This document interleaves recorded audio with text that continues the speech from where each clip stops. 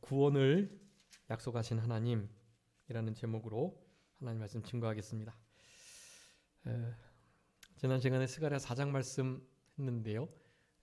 8가지의 환상 가운데 네 번째 우리 스가랴 5번째죠. 그 순금 등잔 때와 두 감람나무에 대한 환상을 통해서 사실은 그 요절이었던 스가랴 4장 6절의 말씀, 그 말씀이 구약 성경 전체의 요절과 같은 말씀이라고 하겠습니다. 모든 구원이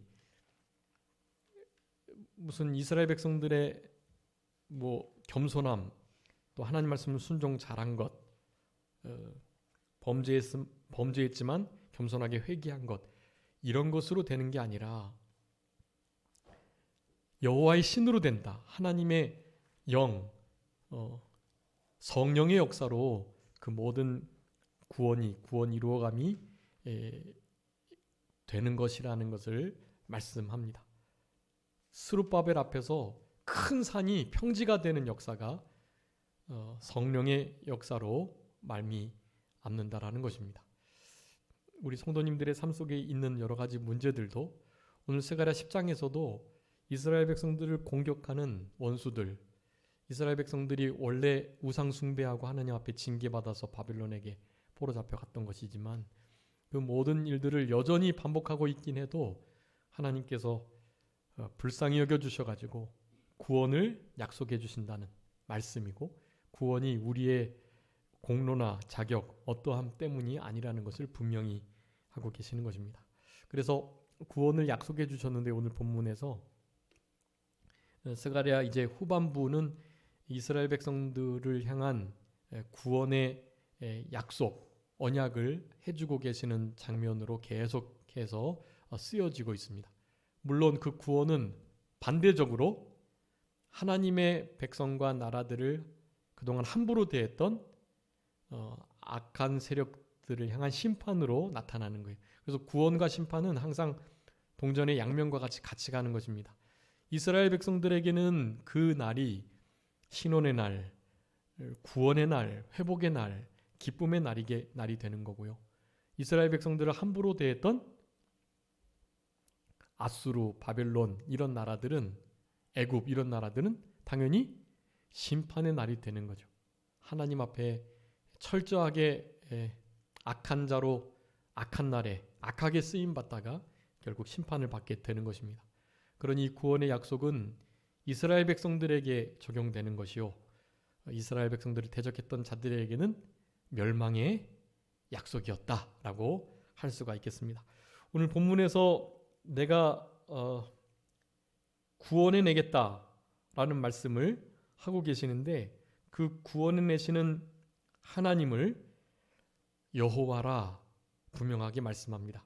우리 9절 말씀이 요절 말씀이긴 한데요, 우리 6절 말씀도 아주 요긴한 말씀이니까 6절 말씀을 9절 말씀과 함께 좀 잘 그렇게 기억해 주시기 바랍니다. 먼저 6절 말씀 다 같이 한번 읽어볼까요? 6절 시작.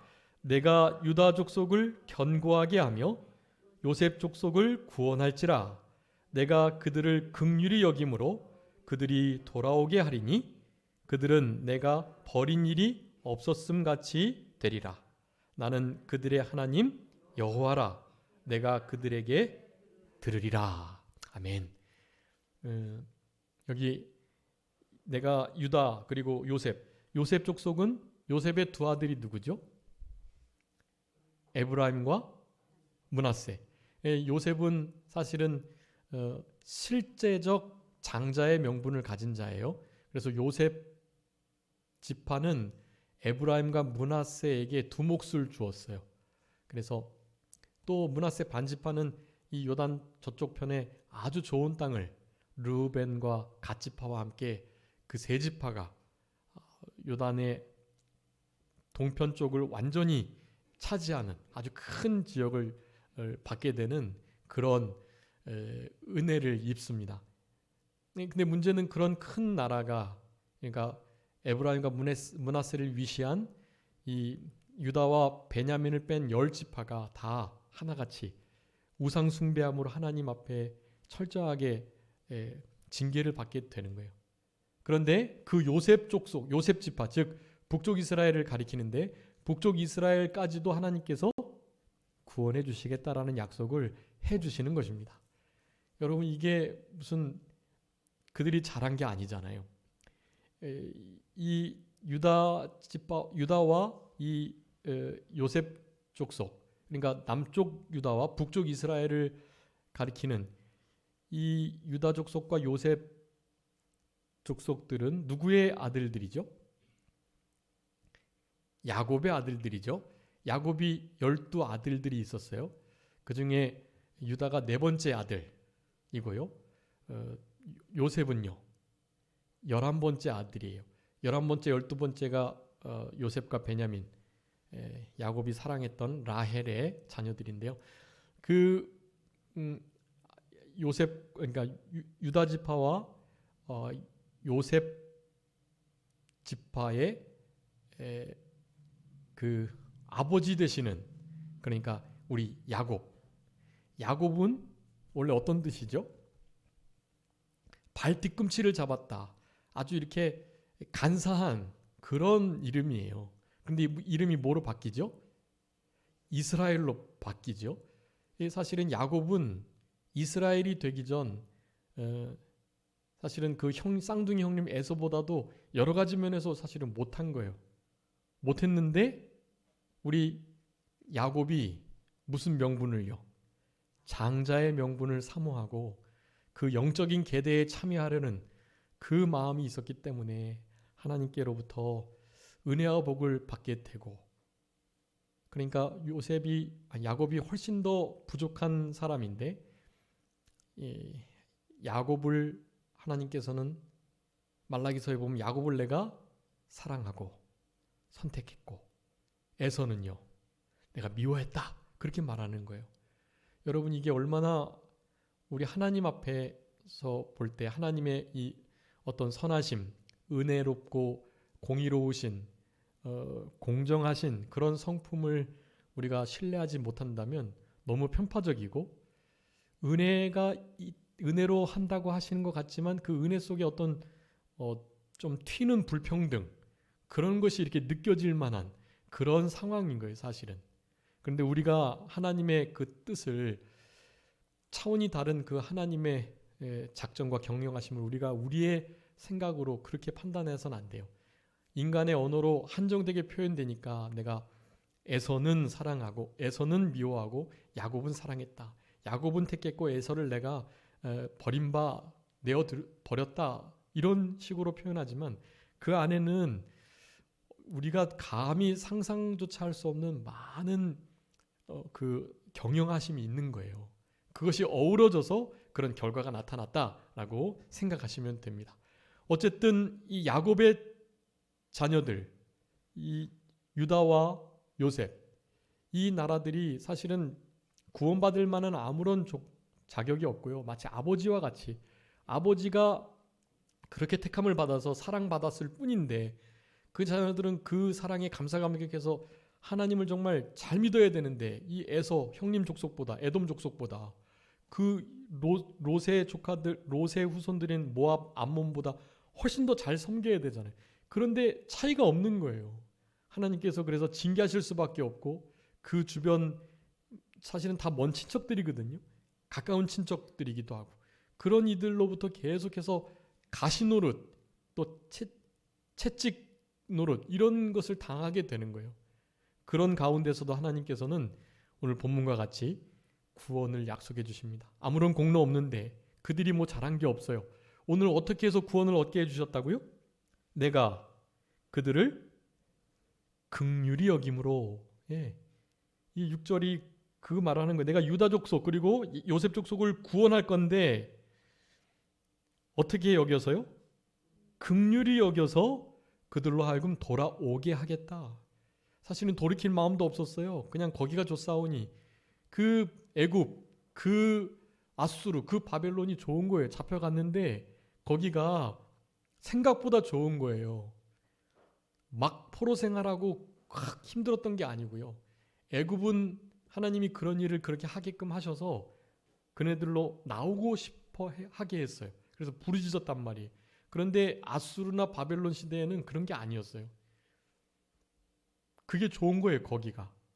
그 바벨론 문화가, 아수르 나라의 문화가 좋은 거예요. 거기에 그냥 취해서 뭐 하나님이 이렇게 징계받게 하셨고 하나님 징계 달게 받아야지. 여기서 뭐 나름 주님께서 뭐 이렇게 건져주실 때까지 있어야지 뭐 어떻게 할 수 있나? 하는 생각을 가지고 있었던 거예요.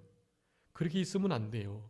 하나님 앞에 철저히 회개하면서 어떻게든지 그 상황을 타개해서 하나님을 섬기는 신정국가로 예배하고 하나님을 마음껏 섬겨야 되는데 거기가 좋사오니 하고 그게 사실 아주 상당히 잘못된 일이에요.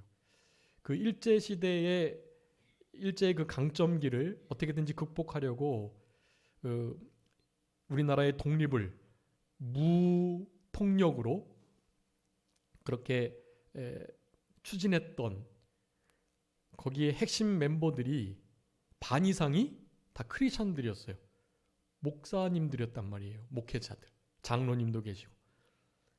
여러분 이것이 모든 권세가 하나님께로부터 왔는데 하나님께서 그거 일본의 압제에 순응하고 그렇게 잘 하나님이 다 권세가 하나님께로부터 난 건데 그거 거기다 대항하면 안 된다고 말하는 사람들이 태반이었어요. 신사참배? 그거 결코 종교적인 거 아니다. 이것은 국가적인 차원의 행사고 뭐 단지 그냥 예배드리기 전에 하는 인사와 같은 거다. 괜찮다. 전혀 죄가 아니다. 이렇게 말을 했다니까요. 여러분 그런 모든 게 다 잘못된 거예요. 그건 부분적 가르침, 분부한 모든 것을 가르쳐 지키게 해야 되는데 본인들이 원하는 것대로 말씀을 재단하고 듣고 싶은 것만 듣기 때문에 그런 거예요. 참된 진리와 옳지 않음에 대한 분명한 판단과 저항, 여러분 이것이 우리 크리스찬들에게 주어져 있는 거예요. 옳은 것은 옳다, 아닌 것은 아니다 해야 된단 말이에요. 여러분 이 일이 이루어지지 않으면 신앙이 결국 무너지게 돼 있습니다. 예. 이스라엘 백성들이 꼭 그 모양이었어요. 여러분 우리 이스라엘 국가적 이스라엘이 우리나라와 닮은 거 아시죠? 독립 시기도 비슷하고요. 그네들도 남북으로 갈려져 있잖아요. 우리도 갈라져 있잖아요. 아주 비슷해요. 우리 동방의 예루살렘이라고 불렸던 나라가 어디예요? 우리나라의 평양이 북쪽에 있는 평양이 동방의 예루살렘이라고 불렸다니까요. 그만큼 신의식이 있고 하나님을 열정적으로 찾는 민족이 우리들이었어요. 마치 구약의 선민, 택한 이스라엘 백성처럼 비슷한 게 너무 많아요. 우리들에게 그래서 주시는 교훈들이 그래서 아주 큽니다. 사실은 중요한 것은 하나님께서 다 이렇게 돌아오게 하시고 돌아올 마음 없어도 돌아오게 하시고 왜요? 긍휼히 여겨주셔가지고요. 긍휼히 여겨주셔서 그들을 견고하게 하고 강하게 해서 구원하겠다 약속해 주시고 약속을 이루시는 하나님이세요.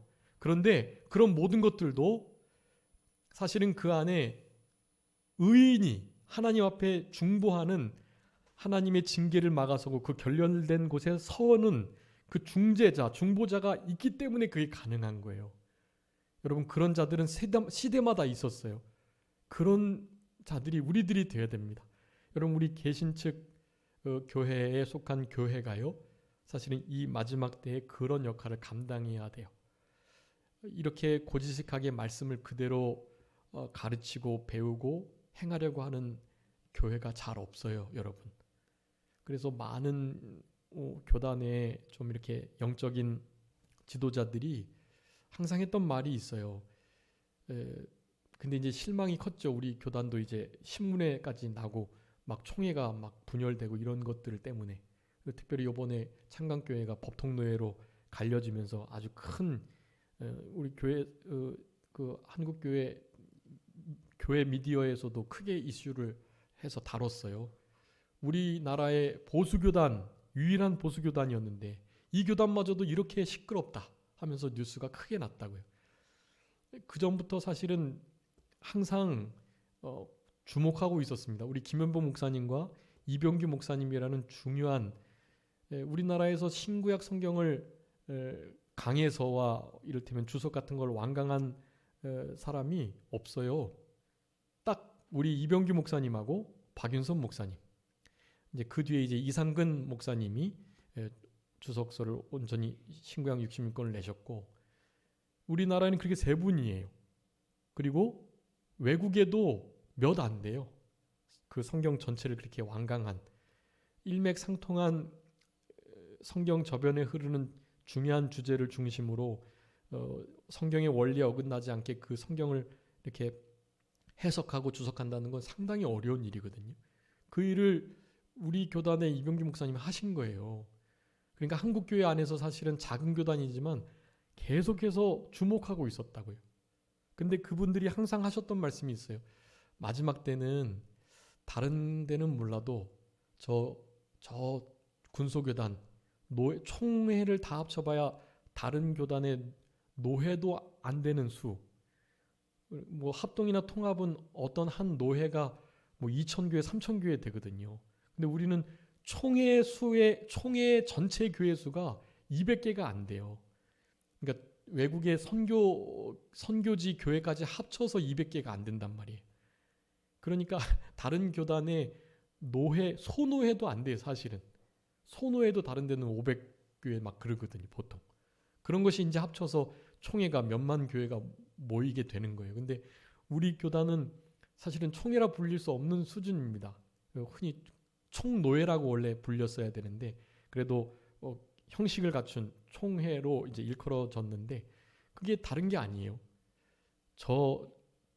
적지만 채 200교회가 안 되는 교회지만 저기는 그래도 말씀대로 하려고 이 시대에 부력하지 않고 또 물들지 않고 말씀대로 하려고 하는 교단이다. 그리고 말씀을 배우려고 하면 저기 무어가지만 창광신학, 창광교회에 가야 말씀을 제대로 배운다. 큰 어른 목사님들이 다 그렇게 해서 좋은 분들이 많이 신학을 했었어요. 그리고 이제 주간이 세워졌을 때 진짜 많은 보수 교수들이 우리 신학교 오셔가지고 강의도 하셨고, 그때 항상 하셨던 말씀들이에요.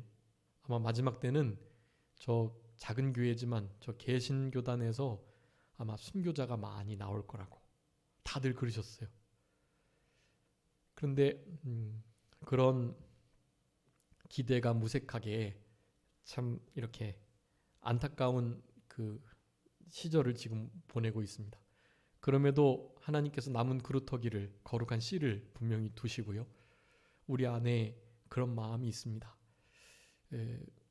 복음 들고 생명을 조금 더 귀한 것으로 여기지 않고 우리 주님께 받은 사명, 하나님의 은혜의 복음 증거하는 일을 마치려 하면은 우리의 생명을 아깝지 않게 넉넉히 주님께 드리려는 마음이 우리 교단 목사님들께 늘 있으세요. 그런 마음을 가지시고 순교자적인 마음으로 목회를 해나가고 계시고, 그래서 마지막 때에 진짜와 아닌 자를 분리해낼 때, 그럴 때 우리 교단이 작지만 많은 목사님들이 진짜 알곡으로 드러나는 그런 때를 소망해 보는 것입니다. 그런 게 다른 게 아니에요. 그것이 하나님께서 주신 그 은혜를 그냥 그대로 우리가 뭐 잘났다가 아니라 그대로 그냥 받아들이고 마치 자기는 야곱과 같은 존재인 것으로 그냥 정말 형편없지만 은혜로 그렇게 택하심을 받았다라는 그 정신 하나로 살아가게 되면, 그러면 우리가 구원의 그 약속 가운데 참여한 자로 드러날 수 있게 되는 것입니다. 그래서 이 6절의 말씀이 참 중요한 말씀인데요. 여기에 긍휼히 여기심으로 돌아오게 하시는, 그래서 버린 일이 없는 것처럼 그렇게 여겨주시는 온전한 회복을 허락해 주신다는 약속을 해주고 계시는 것입니다. 긍휼히 여기심이 중요하고요. 우리가 어떻게 하면 불쌍히 여김을 받습니까? 어떻게 긍휼히 여김 받죠? 많이 있지만 꼭 기억하셔야 돼요. 잠언 28장에 분명히 말씀하셨어요. 자기의 죄를 자복하고 버리는 자 내가 불쌍히 여기겠다. 여러분, 죄를 끊임없이 찾아서 회개하고 버리고 자복하며 회개에 합당한 열매를 맺혀가는 자들이 이 긍휼히 여김을, 불쌍히 여김을 받게 되는 거예요. 늘 회개에 합당한 열매를 맺히려고 힘써야 합니다. 주무시기 전에 꼭 십계명과 나에게 허락하신 특별한 말씀들을 점검하시면서 반성하시고 주무셔야 돼요. 주무시기 전에 반드시 회개의 일을, 믿지 않는 사람들도, 조금 성숙한 사람들은 자기 전에 뭐 한다고 하죠? 하루를 반성한다고 하잖아요. 반성. 하루의 일을 되뇌이면서 내가 혹시 다른 사람에게 피해를 줬나? 내가 뭐 혹시 잘못한 게 있나? 말실수했나? 행동을 좀 잘못했나? 눈빛이나 말이나 행동을 내가 혹시 다른 사람들이 이렇게 좀 섭섭하게 할 만한 일을 자기를 돌아보는 거예요. 자기를. 하물며 크리스찬들은 훨씬 더 높은 도덕적 기준과 죄관을 가지고 있는 우리들이잖아요. 그러니까 반드시 점검하시고 하나님 앞에 회개하시면서 잠자리에 드시는 거예요. 그리고 그 회개가 됐을 때 다시는 그 죄를 범하지 않겠노라고 다짐하며 내가 그 죄를 왜 졌는가 원통히 여기며 그렇게 울면서 잠자리에 들 수 있는, 그런데 울면서 너무 지치니까 예수님의 이름으로 기도드리옵나이다를 못하고 주무시니까 일어나자마자 뭐 하셔야 되겠어요? 예수님의 이름으로 기도드리옵나이다 아멘 하고서 일단은 일어나시는 거죠. 제가 모셨던 어떤 목사님이 그렇게 살아가셨었어요. 본받아야 할 참 중요한 점이, 모실 땐 잘 몰랐는데 이제야 좀 느껴지네요. 참 귀한 모습이셨습니다. 일어나시자마자 예수님의 이름으로 기도드리옵나이다 하면서 기도를 마무리하시는, 기도하고 주무셨다는 거예요. 그게 요즘처럼 핸드폰 보다가 또 무슨 TV 보다가 뭐 내가 좋아하는 소설 읽다가 그렇게 잠든 게 아니라 하나님 앞에서 자기를 돌아보다가 그렇게 잠이 들었으니 얼마나 그게 복된 일이잖아요.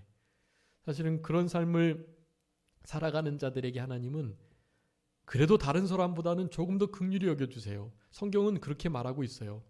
성경은 그럴 만한 자에게 그런 은혜를 주신다고 말씀해요. 그게 인과응보의 하나님, 심은 대로 거두게 하시는 하나님의 중요한 원리예요. 택하심에 있어서는 뭐 그럴 만해서 우리를 택하신 게 아닌데, 택하고 난 이후에는 하나님께서 상급 주시고 복 주시는 일에는 신인 협력이 이루어지기 때문에 내가 그렇게 한 것만큼 하나님께서는 그렇게 해주세요. 그게 아주 중요한 점이에요. 그래서 긍휼히 이 야곱과 우리 요셉과 또 우리 유다 족속을, 그러니까 이스라엘을 하나님께서 그렇게 건져주신다고 말씀하는데, 구원의 약속을 해주셨는데 긍휼하심으로 그리해 주셨다라는 거 참 중요하고, 우리도 긍휼의 그릇으로 이미 택함 받았으니 하나님께서 더 어떻게 하면 우리를 불쌍히 여겨주시나, 그런 마음을 가지고 남은 때를 살아갈 때 하나님 앞에 조금 더 긍휼히 여기심을 누릴 수 있는 그런 복된 인생길이 된다고 하겠습니다. 그래서 이 6절의 말씀을 통해서 결국 구원을 약속하신 하나님은 여호와이시다라는 것을 말씀드렸고, 여호와라는 이름의 뜻을 한번 더 분명하게 기억해야 되겠습니다. 여러분, 여호와 무슨 뜻이라 그랬죠? 첫 번째, 스스로 계신 자다. 여호와의 가장 중요한 의미는 스스로 계신 자예요. 근데 스스로 계시는데 언제부터요? 영원 전부터요. 언제까지? 영원까지. 그것을 영존자라고 말해요. 자존자, 그러니까 스스로 계시는 분이다. 자존자. 그리고 그 스스로 계심이 영원부터 시작돼서 끝이 없는 영원까지 이어지신다. 영존자, 그런 뜻이에요. 여러분, 자존자와 영존자는 변할까요? 안 변할까요? 변하지 않으세요. 영원토록 한결같으시고 어제나 오늘이나 동일하세요. 여호와의 이름의 가장 기본적인 뜻이 그래요. 영원, 영존, 자존, 불변자. 여러분, 영존, 자존, 불변자가 그야말로 제대로 된 구원자가 될 수 있다는 거예요. 영원하지도 않고 자존하지도 않고 변하는데 그 사람, 그런 이가 구원자가 될 수 없다고요. 영존하시고 자존하시고 불변하시는 그분께서, 자, 이 세 가지의 의미를 갖는 이름의 뜻이 그렇게 있는데, 그분이 어떤 일을 하셨느냐? 우리들을 향하여 언약을 맺으셨어요. 예. 약속을 지금처럼 허락하신 거예요. 나의 긍휼함으로 너희들을 내가 구원하겠다. 너희들을 견고하게 하겠다. 내가 나를 의지하게끔 하겠다. 여기 이제 맨 마지막 절에 말씀하죠. 12절에 나 여호와를 의지하여 견고하게 하겠다. 그러니까 의지하는 자가 견고하게 된다는 건데요. 그 의지하는 것마저도 누가 해주신다는 거예요? 여호와 하나님께서 저들로 하여금 나를 의지하게 해주시겠다는 거예요. 우리가 나 하나님 의지해야지 해서 의지하는 게 아니에요. 우리는 그럴 수 있는 능력이 없어요. 전적 무능력해요. 타락해서 그러고 싶지도 않아요. 내 주먹을 믿고 내 건강을 믿고 내 돈을 믿지, 내 자녀를 믿고 나의 보험을 믿지, 뭐 여호와를 의지하고 믿는 게 뭐 그렇게 큰 대수냐? 흔히 그렇게 생각하는 거예요. 믿는 이들도.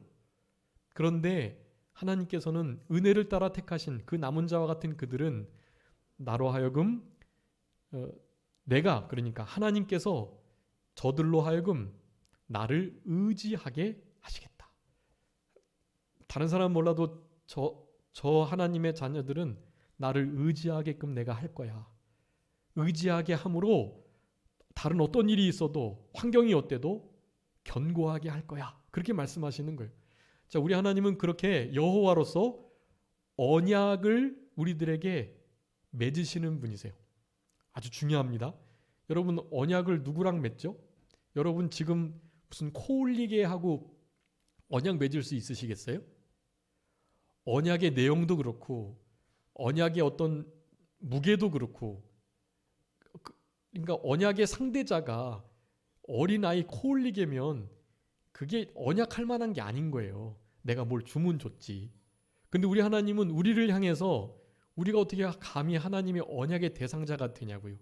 전혀 그럴 수가 없는데, 아무런 신의도 없고 자격도 안 되고 공로도 안 되고 진짜 감이 안 되는데 우리들에게 그런 구원의 약속을 언약해 주신 거란 말이에요. 이건 정말 대단한 거예요.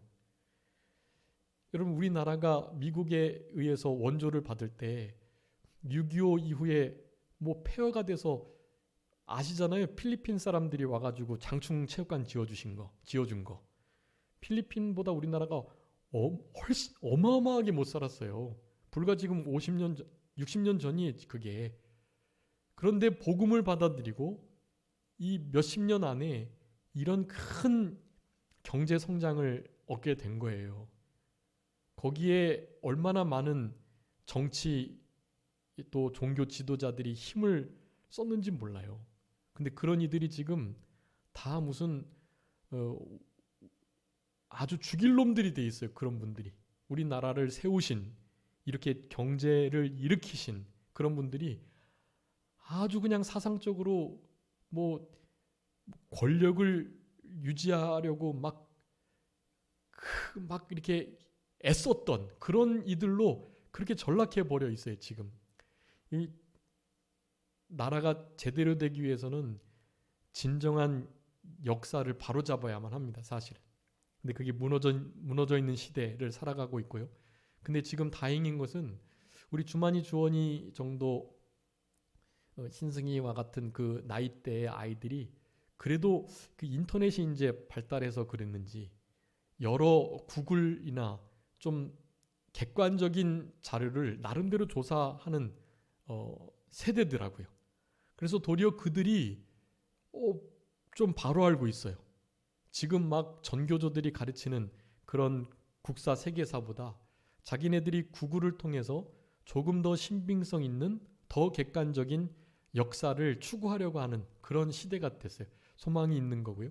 그런 가운데 하나님이 은혜를 더하시면 마지막 때에 하나님께서 이제 좀 쓰실 만한 그런 인재들이 또 그런 나라가, 우리나라가 좀 될 수 있지 않을까, 그런 기대도 사실은 해보기도 합니다. 어쨌든 이런 모든 일들을 이렇게 돌아놓고 볼 때 결코 어떤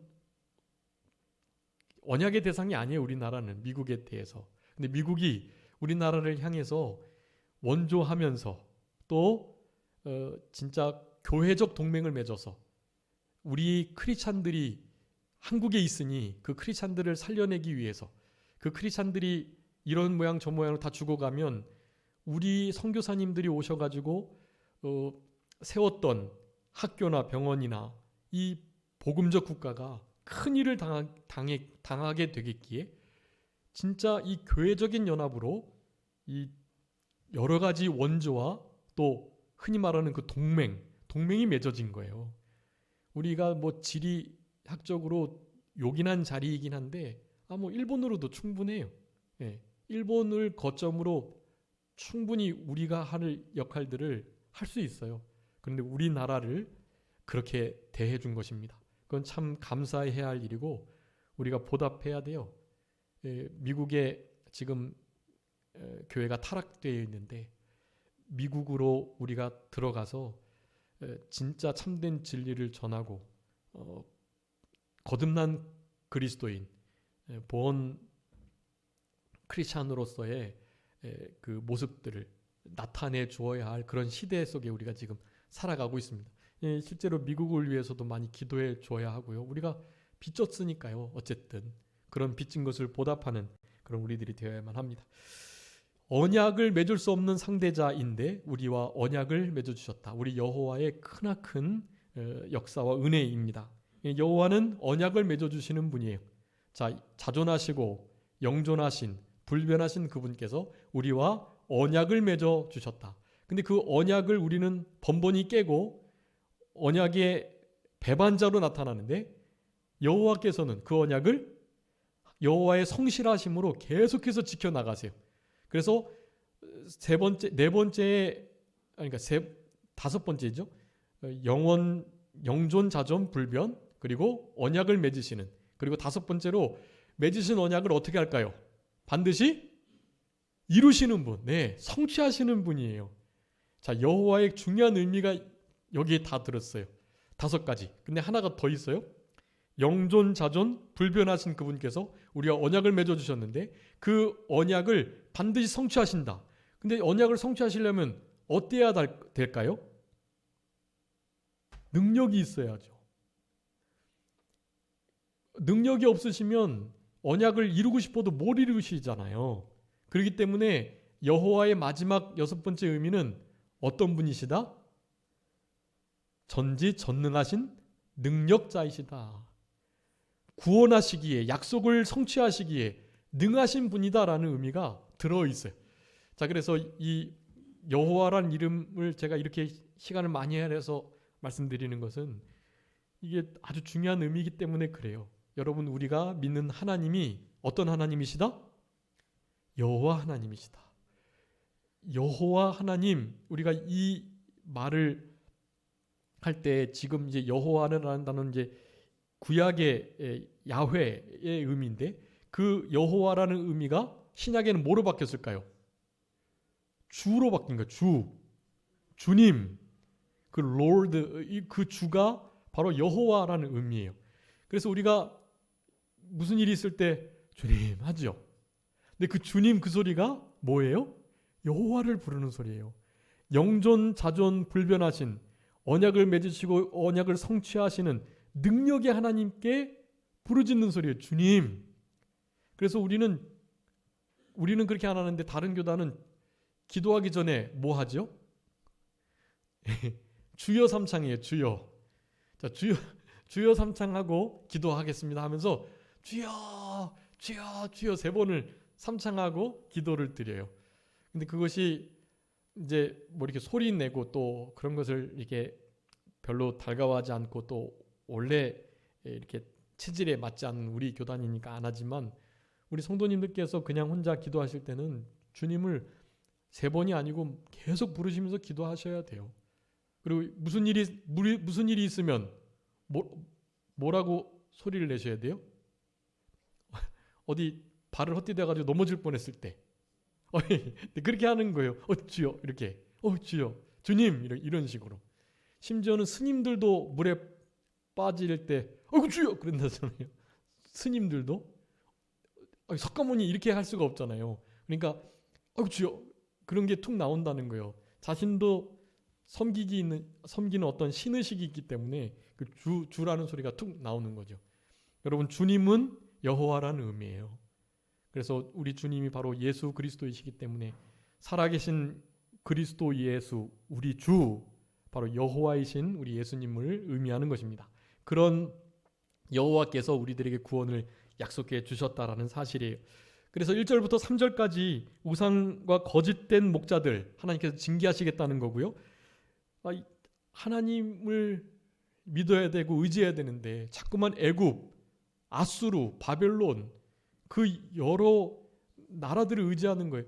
여러분 우리 맥체인 성경 오늘 읽으셨는지 모르겠는데 이사야 지금 31장에 말씀하는 거예요. 누구를 의지하지 말라고요? 애굽.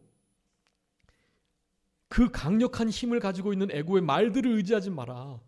제발 이제 나를 의지해야지 왜 애굽을, 나라를, 병사들을, 병거들을 의지하느냐 말씀하는 거예요. 우상 의지하면 안 되고요. 마음이 하나님께로부터 떠나서 하나님 말고 다른 방편을 찾으려고 하는 것 자체가 그것이 우상 숭배예요. 하나님께서는 반드시 우상들은 벌하시고요. 그리고 이제 1절에 보면 비를 구하라고 말해요. 비. 여러분 이 비는 뭘까요? 신명기 32장에 하나님의 은혜를 가리켜 이 비는 늦은 비와 이른 비, 하나님의 은혜의 단비를 상징하는 것인데 하나님께 은혜를 구해야만 실제적으로 자연의 법칙에 따라서도 열매가 맺혀지는 거예요. 그거 무슨 기우제 지나가지고 비 오게 하고 그러는 게 아니에요. 여러분 번개를 내시고 구름 창고에서 비를 쏟으시는 분이 누구세요? 여호와 하나님이세요. 시편에 그거를 여러 곳에서나 말하고 계세요.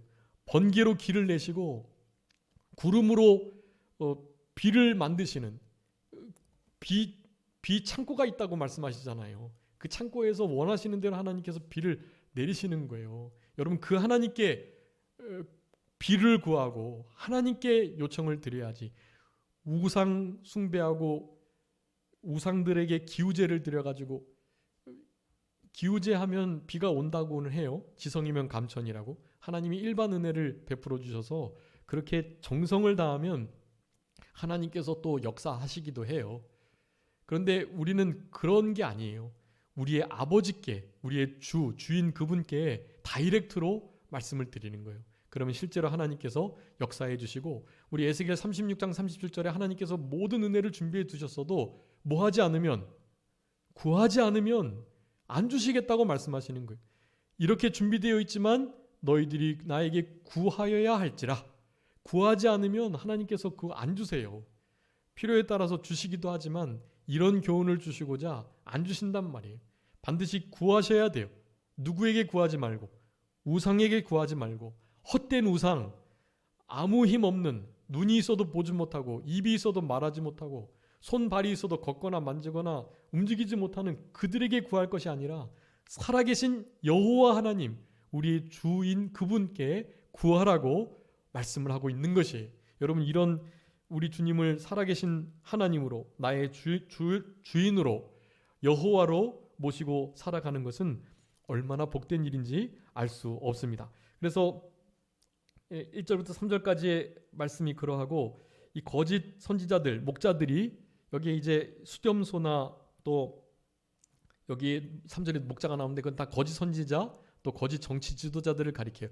그네들 의지하지 말고 저들 따라가지 말고 특별히 요즘에 이 바른 복음이 아닌 다른 복음, 거짓된 복음을 말하는 자들이 아주 많은데요. 그들을 성경의 말씀으로 잘 구분하셔가지고 성경을 그러니까 많이 읽고 성경을 암송하고 또 성경을 묵상하면서 성경에 깨어 계셔야 돼요. 그래야 진리인지 비진리인지를 구분한단 말이에요.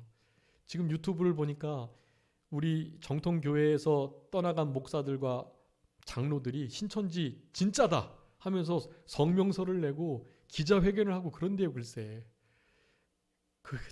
그게 다른 거 없어요. 기도로 깨어있지 않고 말씀을 생명 삼지 않아서 그래요. 다른 거 없습니다. 진짜로. 말씀 보는 사람들은 그들의 말이 제대로 이게 들려지지 않아요. 그냥 그 말씀을 들으면 저 사람 저거 아닌데 뭔가 씌어 있다 그런 느낌이에요. 근데 그 사람들은 나름 장로 역할 잘하고 그랬다는 사람들이에요. 또 정통 신학교 졸업한 사람들이 빠지는 거예요. 지금 그런 일이 일어나고 있습니다. 이런 시대 속에서 거짓 선지자 미혹받지 않도록 말씀에 굳건히 깨어있는, 그러니까 말씀을 실제로 생명 삼고 그 말씀을 사모하는 마음으로 그 말씀을 늘 말씀에 그렇게 젖어 계셔야 돼요. 그렇지 않으면 우리도 언제 넘어갈지 몰라요. 여러분에게 되게 잘해주는 그 사람이 신천지로 데려가려고 여기 진짜 가짜야. 내가 경험해봤잖아. 거기가 진짜야. 여기 이거 다 뭐 돈 벌기 위해서 정치 쇼하는 거고 이 기독교 이거 너무나 타락됐고 거기가 진짜야 라고 말하는데 나한테 그렇게 잘해준 분이, 그렇게 사랑을 베풀어 준 분이 이 정통교회 안에서는 시기 질투하고 막 당짓고 그러는데 거기는 사랑이 있다고 하니까, 나에게 사랑으로 대하니까요, 다 빠져나가는 거예요. 그렇게 참과 거짓이 지금 구분되고 있는 중에 있습니다. 하나님 말씀을 의지해서 그런 것을 잘 분별하는 그런 우리들이 되어야만 하는 것이에요. 4절부터 7절까지 유다 지파에서 메시아가 오실 것을 영적으로 그렇게 나타내주고 계십니다. 여기 방금 봤던 6절의 말씀이 그 긍휼로 말미암아서 우리를 구원해 주신다는, 이 유다와 요셉 속소를 구원해 주신다는 그것이 결국에는 바빌론에서 돌아오게 하시는 그것도 포함해서 예수님께서 다시 초림하셔서 그리스도의 역할을 감당하실 것, 다시 재림하셔서 우리에게 온전한 구원을 주실 것까지 예언하고 계시는 말씀이라고 할 수가 있겠습니다. 이제 8절부터 12절까지 흩어졌던 백성들이 돌아오는데 거기에 8절에 휘파람이 있죠. 휘파람을 불어서 모은다고 했잖아요. 휘파람은 작지만 분명한 소리를 내는 거거든요. 목자들이 양들을 부를 때 주로 사용하기도 하고요. 이 휘파람은 특별히 세미한 음성을 영적으로 가리키는데, 세미한 음성은 열왕기상 19장에 있는 것처럼 자기가 죽어지고 다 날마다 자기를 복종시키는, 양심을 똑바로 쓴 상태에서 들려지는 세미한 음성을 가리켜요. 그 음성에 민감하게 머물러 있어야 하나님의 이 부르시는 소리를 들을 수 있다라는 것입니다. 그들을 그렇게 해서 구속하여 내시겠다는 것인데요. 구속이라는 것은 값을 치렀다라는 뜻인데, 값을 그렇게 치르셨기 때문에 오실 그리스도, 그러니까 여인의 후손으로서 뱀이 뒤꿈치를 물린 그런 상태이기 때문에 오실 그리스도를 믿는 모든 이들이 다 그렇게 해서 구원을 받은 거예요. 그렇게 구속함이 됐기 때문에 내가 긍휼히도 여기고 저들을 구원해 내겠다, 휘파람으로 구원해 내겠다, 그렇게 말씀하시는 것입니다. 그러면서 이제 12절 아까 봤던 말씀이에요. 여호와를 의지하고 견고하게 하시는 이 역사는 하나님께서, 여호와께서 하시는 것이다. 우리는 여기에 감사해야만 하고요. 흩어져 있는 상태에서 돌아오는 거, 그거 우리의 힘으로 될 수 없다는 것을 성경에서는 아주 강하게 강조해주고 계십니다. 그래서 아까 이사야 31장에 있는 말씀 3절부터 6절, 도움 구하러 애굽에 내려가지 말라는 말씀, 하나님께 돌아와야 된다는 말씀하고 계시는 거고요.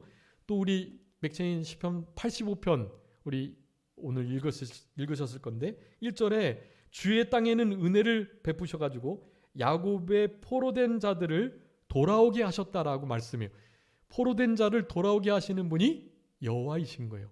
여러분, 여호와께서 그렇게 하시지 않으면 실제로 돌아올 자가 없습니다.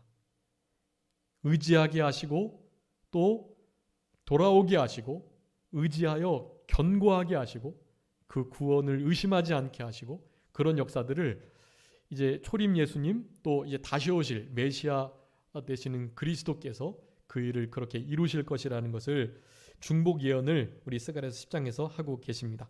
구원을 약속해 주신 하나님의 은혜에 감사하면서 여호와의 뜻을 특별히 기억하시고 여호와께서 우리를 긍휼히 여기셔서 돌아오게 하셨다, 돌아오게 하시는 은혜의 사랑에 감사하면서 늘 주님께로 힘써서 돌아가는, 주님께로부터 떨어지지 않는 그런 우리들의 삶이 될 수 있도록 힘쓰시는, 주님만을 의지해서 견고하게 서시는 복된 한 주간이 되셔야 되겠습니다. 잠깐 기도하겠습니다. 살아계신 우리 아버지 하나님, 감사합니다. 우리들에게 구원을 약속하시고 그 구원을 이루시기에 능하신 하나님께서 여호와로 영존하시고 자존하시고 불변하신 언약을 맺으시고 그 언약을 성취하셔 이루시기에 능하신 우리 아버지 하나님께서 여호와로 우리와 함께 하시면서 여호와의 말씀으로 여호와의 영으로 우리와 늘 동행하시며 우리의 구원을 이루어 가신다는 말씀을 이 시간에도 우리에게 허락해 주신 은혜를 진심으로 감사합니다.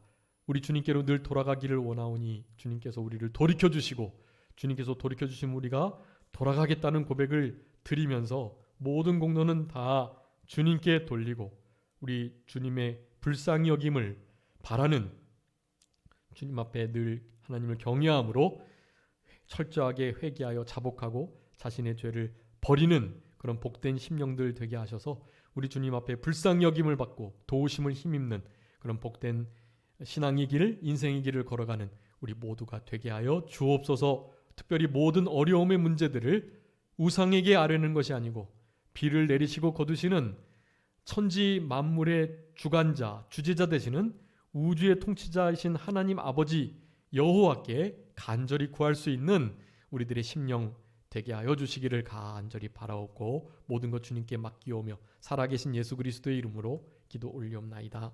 아멘.